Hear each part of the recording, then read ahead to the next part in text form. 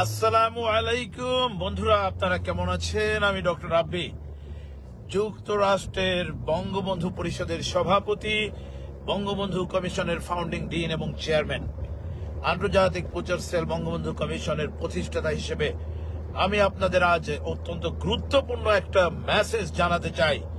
বর্তমানে যুক্তরাষ্ট্রে এই মুহূর্তে আমরা আমাদের নেতা কর্মী সকলে যারা রয়েছেন, বাংলাদেশ আওয়ামী লীগ, যুবলীগ, শ্রমিক লীগ, স্বেচ্ছাসেবক লীগ এবং আমাদের অঙ্গ সংগঠন বঙ্গবন্ধু পরিষদ কমিশন এবং ভ্রাতৃপ্রতিম সংগঠনের নেতা কর্মীরা, শত শত নেতা কর্মীরা এই মুহূর্তে বিশ্বের রাজধানী হিসেবে পরিচিত নিউ ইয়র্কে আমরা অবস্থান করছি।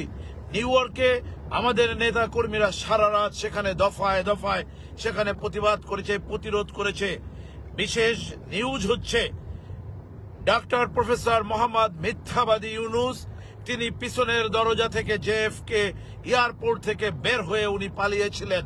তারপর সেখানে তার পাশ আমরা যে হোটেলে সে অবস্থান করছে সেখানে আমাদের নেতা কর্মীরা অবস্থান করছে। এটা হচ্ছে আমাদের ইন্টারনাল এবং এক্সটার্নাল খবর, যেটা বিশ্বের বিভিন্ন দেশের টিভি, মিডিয়া, সংবাদকর্মী তারা এটাকে প্রচার করছে এবং তারা এটাকে দেখছে। সারা রাত আমাদের নেতা কর্মীরা সেই সকাল থেকে এখনো মুহুর মুহুর ধ্বনি দিয়ে সেখানে আমাদের নেতা কর্মীরা অবৈধ ইউনূস, ইললিজিটিমেট ইউনূস এবং যাকে বলা হচ্ছে এই মুহূর্তে তিনি একেবারেই অবৈধ হিসেবে বাংলাদেশকে রিপ্রেজেন্ট করছেন না। খুশির খবর হচ্ছে যেটা, যুক্তরাষ্ট্রের এই মুহূর্তে আমরা ইউনাইটেড নেশনসের যে করসপন্ডিং সেল রয়েছে সেখানে যোগাযোগ করেছিলাম, সেখানে আমরা প্রশ্ন করেছি এবং সেখানে আমরা রিট ইনপুট করেছি যে অবশ্যই আপনারা দেখতে হবে যে প্রফেসর মোহাম্মদ ইউনূস তিনি তার পদত্যাগপত্র দেখাতে পারেন নাই, যে ব্যাপারে আমাদের রাশিয়া, চায়না, ইন্ডিয়া এবং পাশাপাশি মালয়েশিয়া অত্যন্ত গুরুত্বপূর্ণ ভূমিকা রাখছে। আপনাদের বলেছিলাম আমরা আন্তর্জাতিক আদালতে আমরা এর ব্যাপারে মামলা করেছি। সেইখান থেকে আমরা নোটিফিকেশন, যেটা আমাদেরকে বলা হয়েছে যে এই মুহূর্তে প্রমাণাদি সাপেক্ষে এটা নিশ্চিত করা হয়েছে যে মোহাম্মদ ইউনূস তিনি রাইটফুল কেউ নন, বাংলাদেশের তিনি কেউ রিপ্রেজেন্ট করছেন না। ইতিমধ্যেই আপনারা জানেন আমরা বলেছিলাম ইউনাইটেড নেশন, জাতিসংঘ তাদের ভূমিকায় তারা অটুট রয়েছে।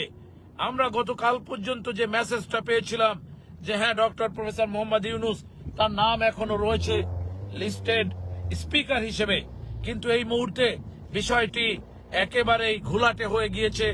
আপনাদেরকে বলছি সেটা হচ্ছে যে বাংলাদেশের আইনের সংবিধানটা আমরা বাংলাদেশে দেখব, কিন্তু যুক্তরাষ্ট্রের আইনের সংবিধান যেটা, যুক্তরাষ্ট্রের কোন নাগরিক তিনি নাগরিকত্ব থাকা অবস্থায় পৃথিবীর অন্য কোনো দেশের কোনো প্রধান বা কোথাও কোনো দায়িত্ব পালন করতে পারেন না, যদি কিনা তাকে সেই আমেরিকার সেই সিটিজেনশিপ নাগরিকত্ব তিনি বাতিল না করেন।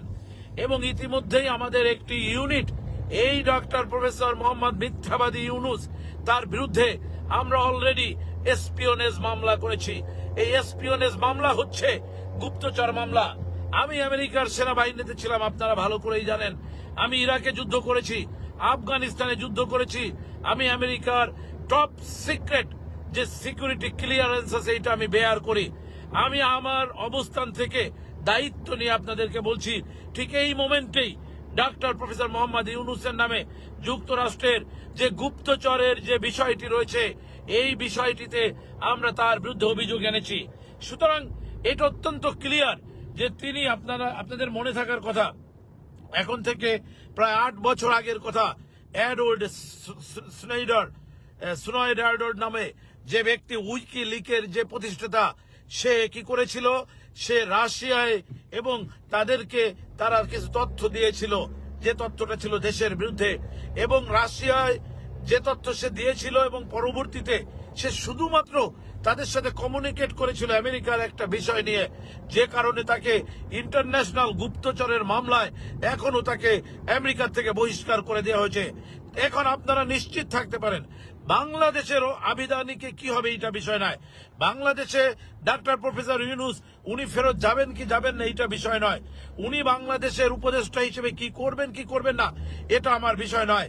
আমি একজন আমেরিকার সিটিজেন হিসেবে আমার যে দায়িত্ব সেই দায়িত্বের অবস্থান থেকে বলছি doctor professor Yunus he is involved in espionage, he is involved in the illegal activities and he is in the violation of the Constitution of the United States. As a citizen of the United States, you have no rights to do any government activities and involvement without renouncing your citizenship.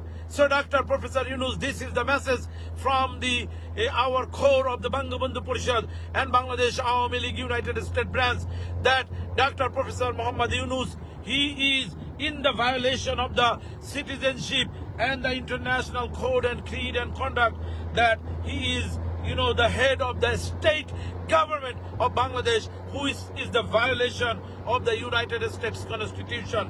Therefore, we are asking and we are pressing that Dr. Professor Yunus must be accountable and must be ruled under the United States regulations, that he cannot hold such position to take any foreign position. Yes, আমরা understand করছি, আমরা বুঝেছি, এবং আমরা যেটা যুক্তরাষ্ট্রের যে বিশেষ আন্তর্জাতিক আইন রয়েছে সেই আন্তর্জাতিক আইনের ধারায় আমরা অলরেডি বলেছি যে ডাক্তার প্রফেসর ইউনূস উনি শুধুমাত্র বাংলাদেশের সংবিধানই উনি সেটাকে ভঙ্গ করেননি, উনি যুক্তরাষ্ট্রের সংবিধান ভঙ্গ করেছেন। আমরা জানি ডাক্তার প্রফেসর মোহাম্মদ মিথ্যাবাদী একজন ইউনূস, সে নোবেল লরিয়েটস। এই জন্য আমাদের আরো সুবিধা হয়েছে যে নোবেল লরিয়েটস একজন মানুষ, তাকে পৃথিবীর মানুষ